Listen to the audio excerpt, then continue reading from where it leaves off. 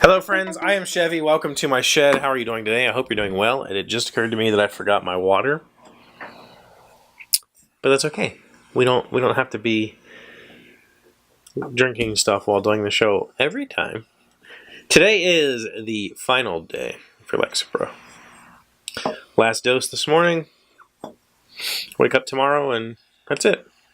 I do not intend on going backwards. When I initially set this plan in motion with my doctor, she had told me that it was kind of up to me to whether I felt comfortable continuing to taper off the medication or whether I wanted to plateau at a certain level or whether, she said I might get down to where I'm at right now, which is 5 milligrams, and decide that I want to go back because I can't handle it.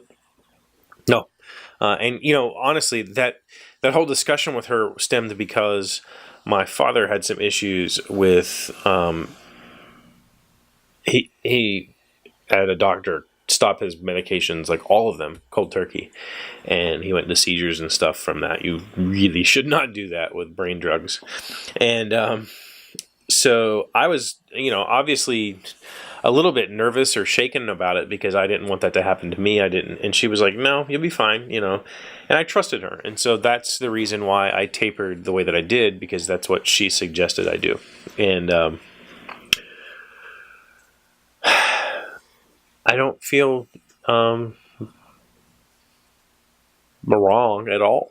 In fact, if anything, I feel fine. I feel honestly no different than I did a month ago when I started the taper, which is relieving. I've told you that I felt some anxiety. I felt I had some mood swings. I definitely had a couple of days there that were pretty tough. Both times I tapered, there was some tough days, but especially the 20 milligram to 10 milligram taper. Wow. There was a couple of really emotional days, hit me really hard. And thankfully I had, somebody to lean on to help me through that, because that was rough. And that had me scared for a bit, but at the same time I was like, I recognized that, that was a big jump, and I had assumed it would work its way out. The benefit, or not the benefit, the one thing that's good, I've never really had an addictive personality. Like, I smoked from the time I was about 14 until I was 25. I think I was 25 when Alina was born. Yeah, 25 when Alina was born. So I smoked for 11 straight years, and I am not aware of ever having a nicotine fit in 11 years of smoking cigarettes. Like, I was never addicted to cigarettes. And there was times when I would smoke a pack a day for months at a time, and then just like, I don't know, like my body's never really I've never had an addictive personality when it comes to substances. So, I kind of put that in my head when I was having a couple of bad days tapering, thinking it's fine. Like, my body doesn't get addicted to stuff like that, so no big deal. And I was right. Or maybe I have a nicotine fit, but for me it only lasts a couple of hours, and I don't recognize it as anything significant that I'm going to change my life over, whereas some people, it becomes consuming. It's never been a thing that consumes me. I drink, for instance, I probably drink 2 pots of coffee a day, maybe more, every day, and I don't have a nicotine addiction, I don't have a caffeine addiction. Like, if I don't drink caffeine one day, I don't feel like crap and I don't have headaches. And so maybe there is some withdrawal that I just don't recognize as withdrawal. Maybe there probably is. Physiologically, there has to be, right? Like, physiologically, your body gets used to these things, but I don't recognize it as a symptom of withdrawal, and so I don't feed it, and that doesn't create some sort of loop in my head. And so when I was having the bad days, I was just like, well, it'll pass, like it always does, right? No big deal. So I did. Second taper went fine. I had a couple of anxious days with the second taper. Some like, I don't want to say intrusive thoughts because I think that's not, I think for me intrusive thoughts is like borderline psychosis type stuff, and I definitely didn't have any of that. But I had like the intrusive anxiety where like be driving and just thinking about something completely bananas. And so I had a couple of days of that, but mood-wise I was fine.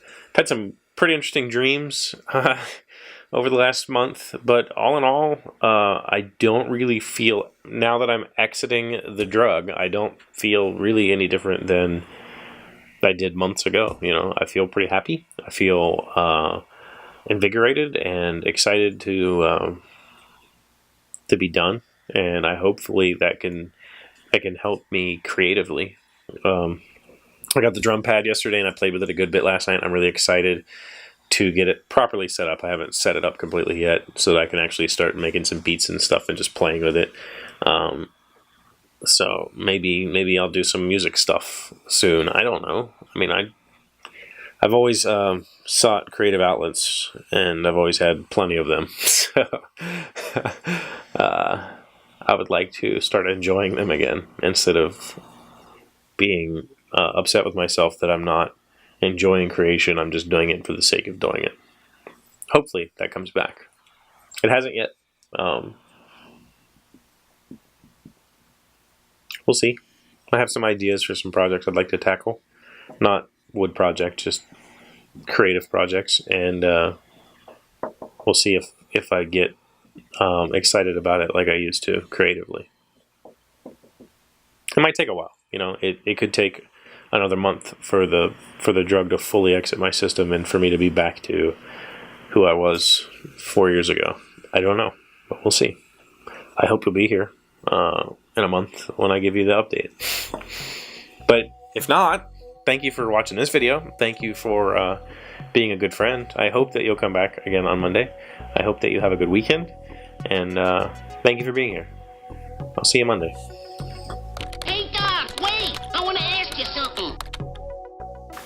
Today's random fact comes from ancient.eu. Who divided the Roman Empire in half? By 285 CE, the Roman Empire had grown so vast that it was no longer feasible to govern all the provinces from the central seat of Rome.